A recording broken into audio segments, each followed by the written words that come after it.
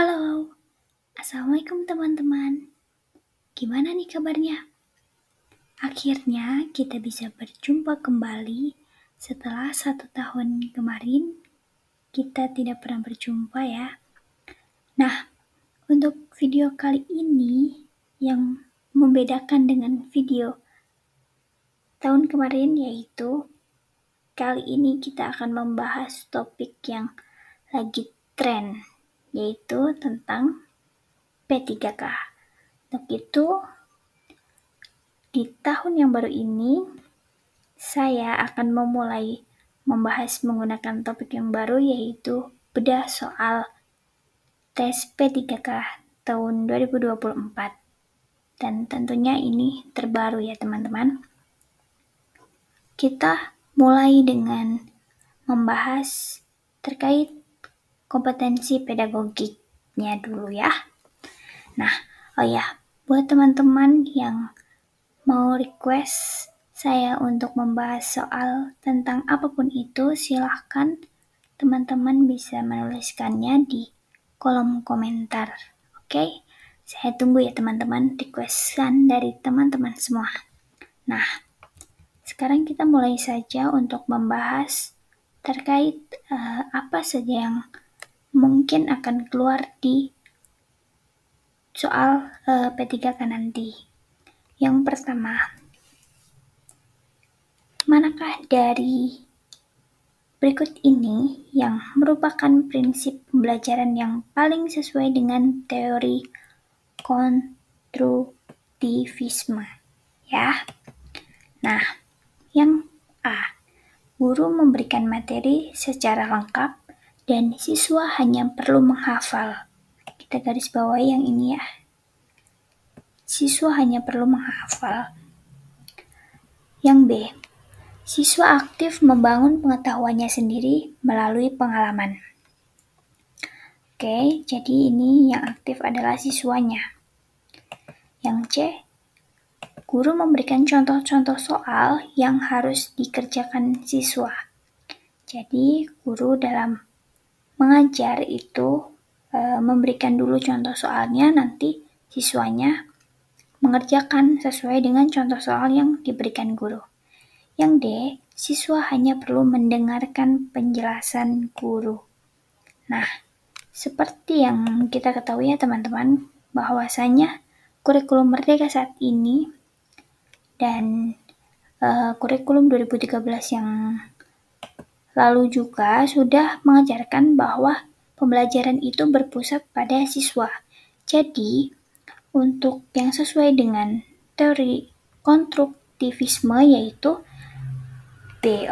Siswa aktif membangun pengetahuannya sendiri melalui pengalaman. Ya, jadi di sini pembelajaran itu akan berpusat pada siswa. Jadi guru itu hanya sebagai fasilitator saja. Oke. Yang kedua, seorang siswa baru merasa kesulitan beradaptasi dengan lingkungan sekolah yang baru. Ia sering merasa kesepian dan terisolasi. Tindakan yang paling tepat untuk membantu siswa tersebut adalah A. Membiarkan siswa tersebut beradaptasi. Jadi kalau ada siswa baru, ya sudah dibiarkan saja. Kira-kira betul apa salah ya? Ya kurang tepat ya. Kalau misal ada siswa di lingkungan yang baru, kita tidak boleh membiarkan siswa tersebut untuk beradaptasi sendiri. Yang B, memaksakan siswa tersebut untuk berinteraksi dengan siswa lain. Nah, yang B juga kurang tepat. Kenapa? Karena tidak semua siswa atau tidak semua anak-anak itu mampu berinteraksi secara langsung. Apalagi di sini kategorinya itu adalah seorang siswa yang baru. Jadi, kita sebagai seorang guru tidak boleh memaksakan siswa baru untuk berinteraksi dengan siswa lain yang tentunya belum dikenalnya ya. Jadi yang B juga kurang tepat. Yang C, menunjuk seorang teman sebaya sebagai mentor untuk membantu siswa tersebut. Ya ini bisa menjadi solusi. Coba kita lihat yang D. Semua pilihan di atas benar. Yang D tentu salah ya, karena tadi yang A dan B itu jawabannya kurang tepat. Maka jawaban yang paling sesuai adalah yang C. Jadi, guru itu bisa mengatasi permasalahan tersebut dengan menunjuk seorang teman sebaya.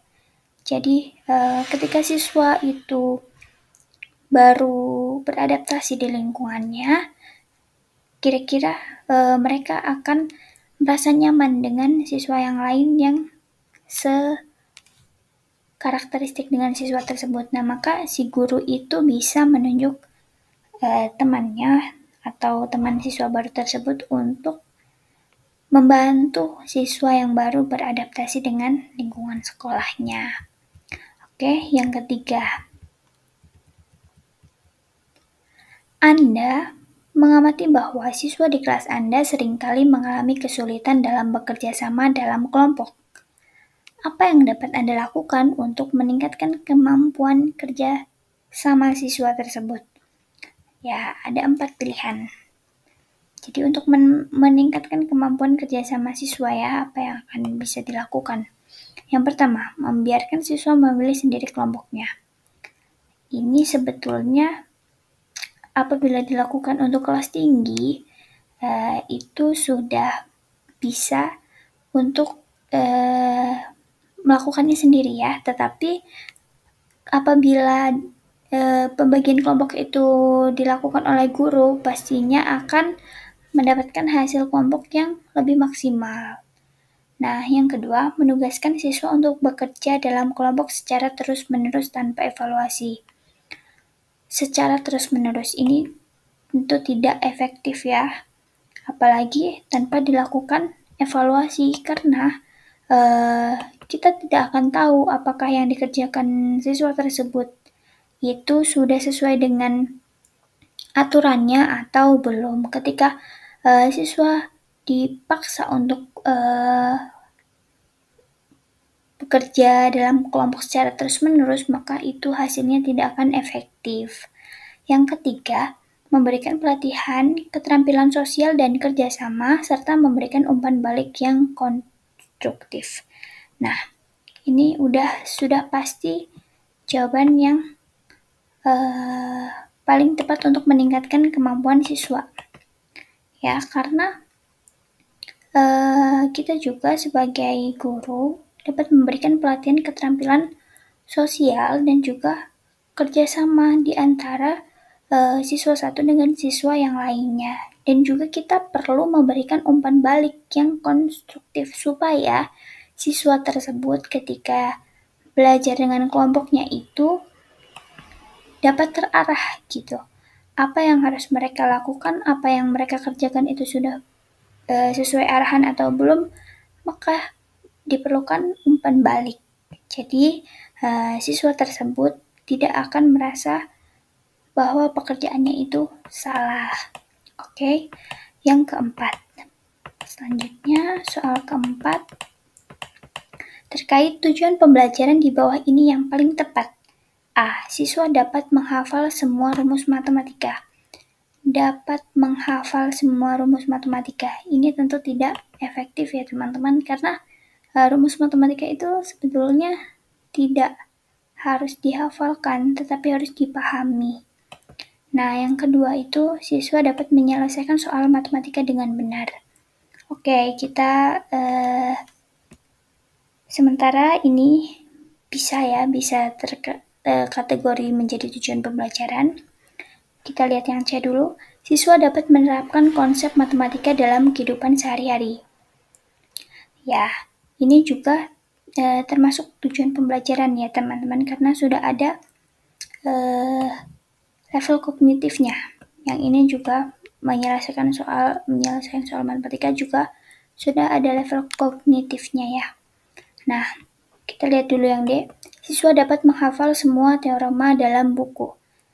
Nah, ini juga menghafal sama seperti yang poin A. Ini tidak efektif. Tidak akan menunjukkan nanti hasil akhir dari pembelajaran itu siswa dapat terukur atau tidaknya. Ya, jadi yang kita lihat yang B atau yang C. Keduanya sudah menunjukkan adanya level kognitif, hanya saja yang C itu pembelajarannya akan lebih bermakna karena siswa itu menerapkan konsep matematika dalam kehidupannya sehari-hari. Jadi itu akan menghasilkan pembelajaran yang lebih bermakna karena menghubungkan dengan kehidupan sehari-hari siswa. Jadi jawaban yang lebih tepat adalah yang C. Oke. Kita lanjutkan nomor 5. Maaf. Ya. Penilaian formatif yang paling efektif dilaksanakan untuk memberikan umpan balik kepada siswa adalah titik-titik. A. Ujian akhir semester. B. Tugas individu yang dikumpulkan di akhir pembelajaran. C. Kuis singkat di akhir setiap pertemuan. D. Proyek kelompok yang dilakukan selama 1 semester. Nah, penilaian formatif yang paling efektif. Penilaian formatif itu adalah penilaian yang dilakukan di akhir pembelajaran. Jadi yang paling efektif dilakukan itu adalah kuis singkat di akhir setiap pertemuan. Jadi nanti akan terlihat hasil belajar siswa itu sejauh mana, akan terukur gitu ya hasil belajar siswanya ketika dilakukan kuis singkat di setiap akhir pertemuan. Oke, kita lanjutkan nomor 6. Oke, selanjutnya nomor 6. Seorang siswa di kelas Anda memiliki kesulitan dalam memahami konsep matematika yang abstrak. Meskipun Anda telah mencoba berbagai metode pengajaran, siswa tersebut tetap mengalami kesulitan. Apa yang dapat Anda lakukan untuk membantu siswa tersebut? Jelaskan. Oke, untuk jawaban yang diharapkan yang pertama ada memberikan tugas tambahan sebagai hukuman. Tugas tambahan sebagai hukuman. Nah, melihat kata hukuman saja ini sudah tidak boleh dilakukan ya. Seorang guru ketika ada peserta didiknya yang memiliki kesulitan ataupun pemahaman yang kurang, itu kita tidak boleh memberikan hukuman kepada peserta didik tersebut karena itu akan menambah peserta didik akan merasa tertekan, tidak akan menyelesaikan masalah peserta didik tersebut. Nah, yang kedua, pilihan kedua membandingkan siswa tersebut dengan siswa lain yang lebih berprestasi.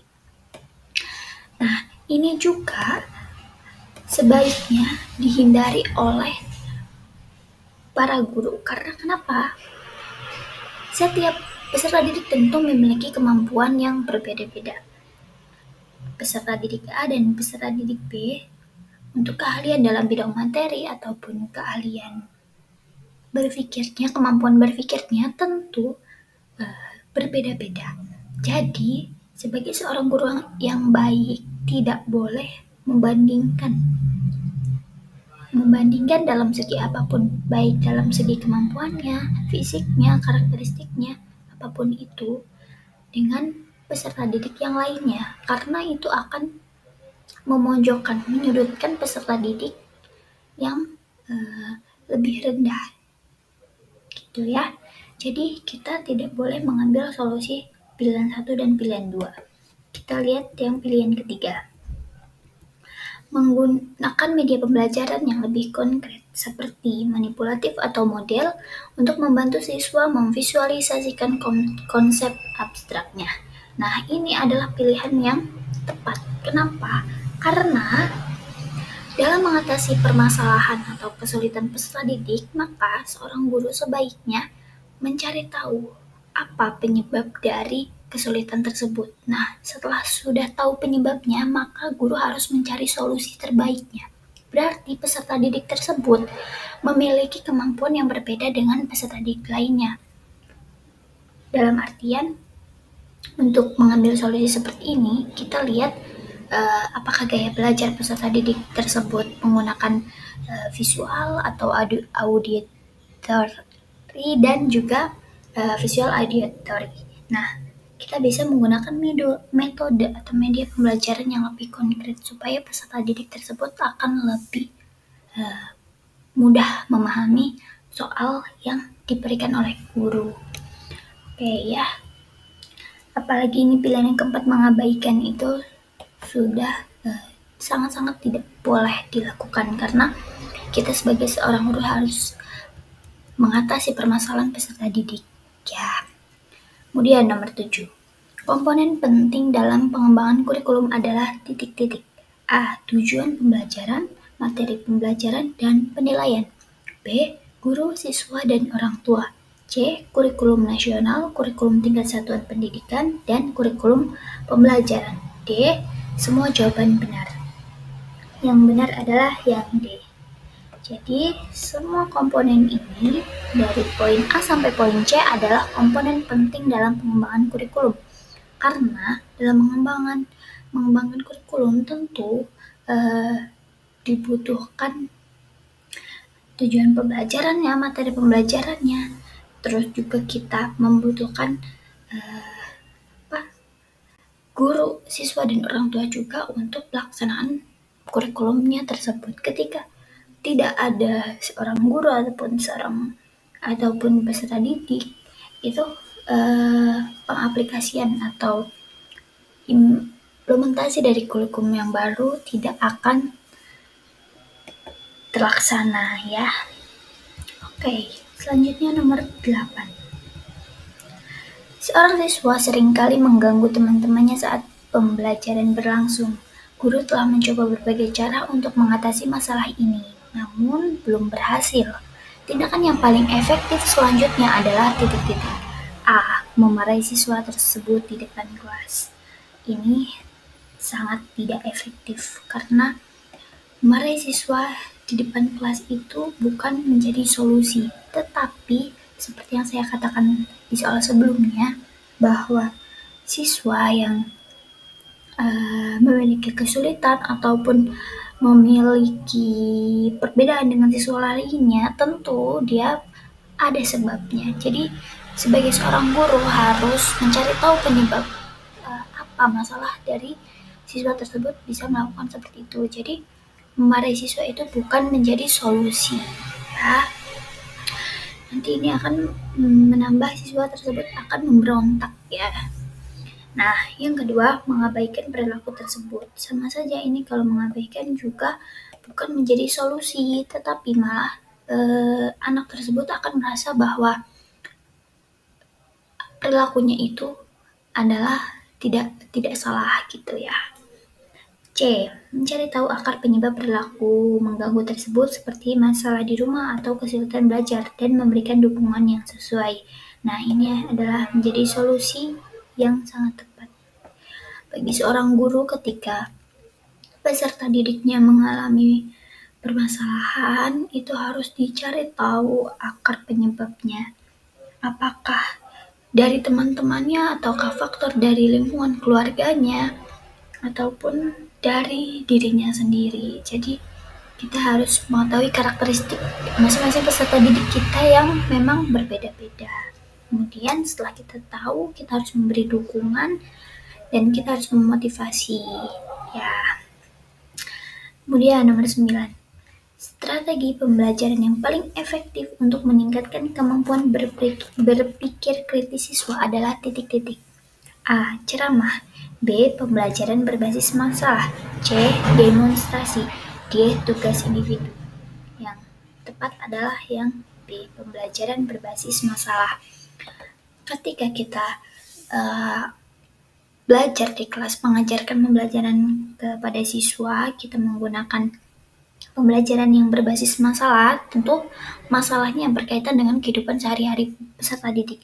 Nah, itu akan menjadi pembelajaran yang bermakna dan akan melekat di pikiran peserta didik lebih lama daripada kita belajar hanya pada konteks buku saja. Kita akan mengajarkan pelajaran yang berbasis masalah, kita mengaitkan masalah-masalah yang ada di kehidupan sehari-hari peserta didik, maka pemikiran peserta didik akan lebih luas gitu ya, dan juga dalam menangkap materi pembelajaran akan lebih mudah.